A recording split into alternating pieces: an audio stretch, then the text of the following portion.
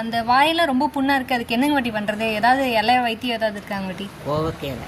கோவக்கீரை. கோவக்கீரை அதைய நல்லா ஒரு 10 இலை பிடுங்கி பல்லு தேய்ச்சிட்டு உடனே அதை போட்டு மென்று ஒரு கிளாஸ் பால், பச்சை பால் குடிச்சோம்னா வாய் புண்ணு, குடல் புண்ணுலாம் ஆறும். எவ்வளோ நாளைக்கு முன்னாடி இது பண்ணணும்? ஒரு 8 நாளைக்கு.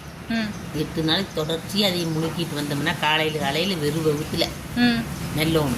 மென்று முழுங்கினோம்னா இந்த பாலையும் குடிச்சோம்னா கரெக்டாக இருக்கும். சரிங்க.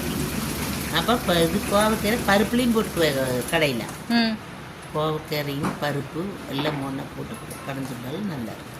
சீக்கிரம் சரியாக போயிடும் பாட்டி. இது சாப்பிட்டு யாருக்காவது ஏதாவது சரியாகி இருக்காங்க பாட்டி? எங்கள் தங்கச்சிக்கு.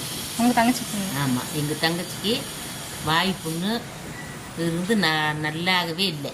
அப்போ அதுக்கு பிறகு இங்கே வந்து இங்கே மாரியம்மன் கோயிலில் சொன்னதுனால நாங்கள் அதை முயற்சி பண்ணி அதை இது பண்ணோம். பண்ணும்போது 8 நாள் தொடர்ச்சி எடுத்துனா வாய் புண்ணு நல்லாயிடுச்சு. எந்த இது பண்ணுமே ஆஸ்பத்திரியெல்லாம் போய் நல்லா இல்லை, இதுக்கு நல்லாச்சு. சரிங்க.